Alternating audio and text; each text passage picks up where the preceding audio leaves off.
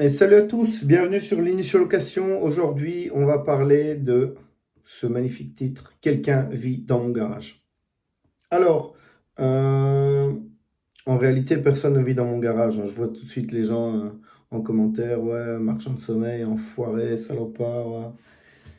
Mais ce qui s'est passé, c'est que j'avais acheté en fait des garages, il y en avait 5. Et dans un des garages du fond, il y avait sur le long du mur, comme ça, du garage, vraiment tous les emplacements des murs de cuisine, vous voyez, avec le meuble haut, puis ça redescend, puis une haute un peu. On voit que la couleur du mur n'était pas le même.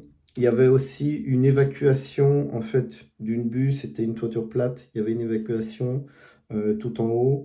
Il y avait évacuation des eaux usées en dessous, en fait, donc dans la chape, ils avaient un peu cassé comme ça, et ça partait directement dans le, dans l'eau de pluie qui était juste devant, dans l'égout qui était devant. Alors vous allez me poser la question, et je me la suis posée aussi, oui, mais si on envoie des matières fécales, plus communément appelées de la merde, là-dedans, comment ça se passe? Ben, je sais pas, est-ce qu'ils avaient un broyeur ou pas, j'en sais rien, ou ils ont envoyé, ils avaient une confiance en la largeur des tuyaux, et ils ont envoyé ça comme ça, et puis ça partait. Donc, voilà, il y avait aussi trop de luminaires en fait pour un garage, même si un néon suffit, mais là il y avait deux néons je crois, puis des points lumineux aussi à différents endroits dans le mur. Alors ils n'avaient rien fait euh, sur le revêtement des murs, donc c'était vraiment de la brique, mais les murs étaient quand même assez larges.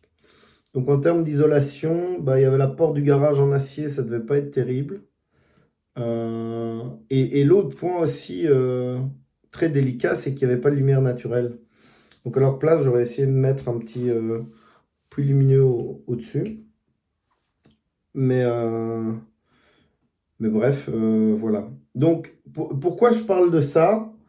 Parce que c'était la tendance aussi des tiny house et des petits logements. Donc ça, ce garage, il fait plus de 20 mètres carrés sans souci, hein. Ça, clairement. On le voit à Paris qu'il y a des gens qui sont là dans des 9 mètres carrés, dans des 12 mètres carrés, où ils ont tout dedans. Et quand je comparais ça à la taille de ce garage-là, bah, tu te dis en fait, ouais, tu as la cuisinière, bon, c'est un studio, hein, c'est pas énorme, clairement. Mais si tu as des logements comme ça, je sais pas moi, à 300 euros, plein de gens, je pense, qui seront intéressés, genre des célibataires, des gars qui veulent vraiment mettre de côté ou qui vivent tout le temps dehors et qui rentrent chez eux en fait juste pour peut-être cuisiner, dormir, regarder un peu la TV et basta, hein. Au final, est-ce que ça va se développer ou pas? Je sais pas. Je dis pas qu'il faut le faire ou qu'il faut pas le faire et ce qui se passe, mais je pense vraiment si c'est bien fait dans des certaines normes de confort et de dignité humaine de nouveau, hein.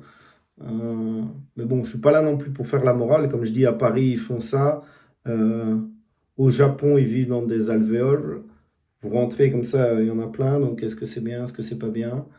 Il y a un peu une pénurie de logements. En tout cas, moi, le secteur où je suis à Charleroi, il y en a plein, plein, plein.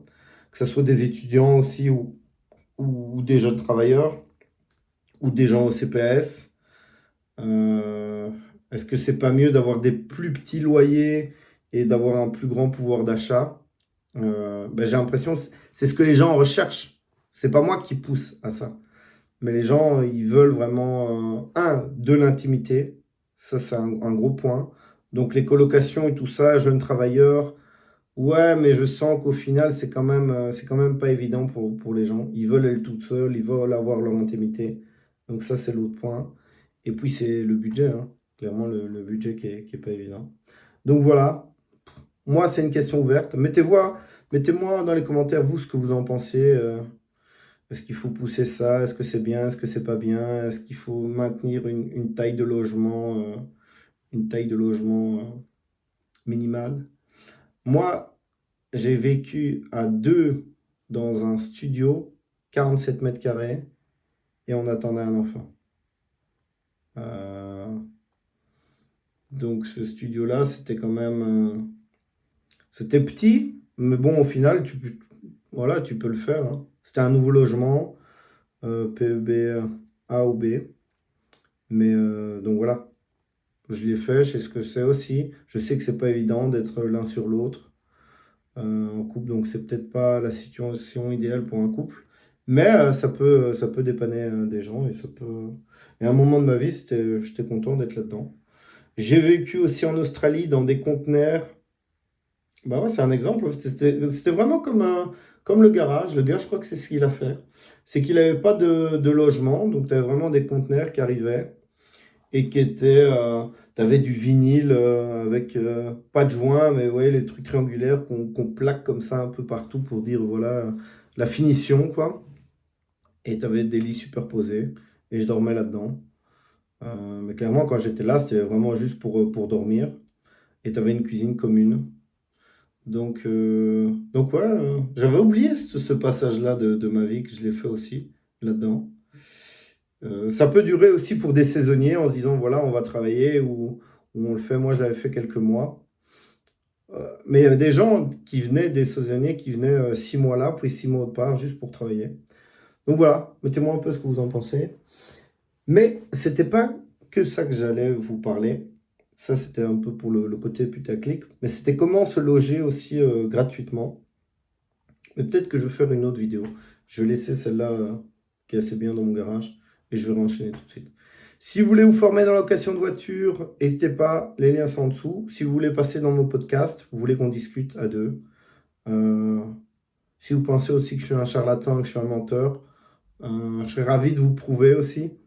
Je ne vais pas dire à tout le monde parce que si je mets à avoir trop de demandes, je vais passer mon temps à visiter, mais moi je suis très transparent, donc je peux vous montrer ce que j'ai fait, ce que j'ai réussi entre grands guillemets, parce que c'est pas non plus une réussite, mais voilà, quelque chose que j'ai achevé. Voilà, ciao ciao, à plus.